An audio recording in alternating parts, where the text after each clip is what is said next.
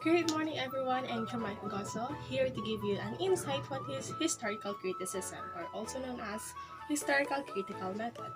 It is a type of criticism that looks into the origin of a text or source in order to understand the meaning behind the text. Okay, so it have its own goal. The primary goal of historical criticism is to determine the text's primitive or original historical context as well as its literal meaning. The secondary goal is to establish a reconstruction of the author's and recipient's historical situation. It also has other goals. Historical criticism seeks to gain a better understanding of texts by examining the historical and social context in which they were created. To try understand the text meaning in its original context and to answer the question who, when, what, and how. Historical criticism has also frequently sought answers to the enigmatic question of authorial intent. Okay, so there are two types of criticism, external and internal. External investigates document form, while internal investigates the content of the document.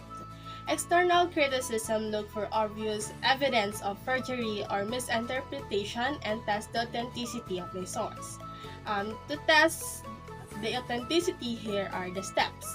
First step in testing a source is determining the document's date to see if it is anachronistic.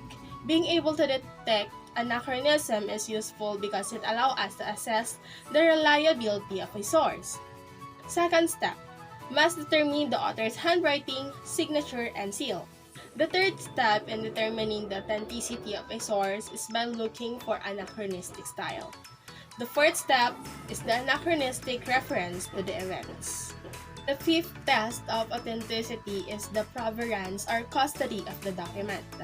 There are other two tests of authenticity is the semantics and hermeneutics. Semantics is the linguistic study of meaning, and hermeneutics is more than interpretation or method used when immediate comprehension fails. Okay, so let's proceed to internal criticism. It looks for deeper or more intense study of source. It investigates the content or the substance of a document and the author's point of view. This type of criticism tests the credibility of the source. To test the credibility of a source, here are the steps.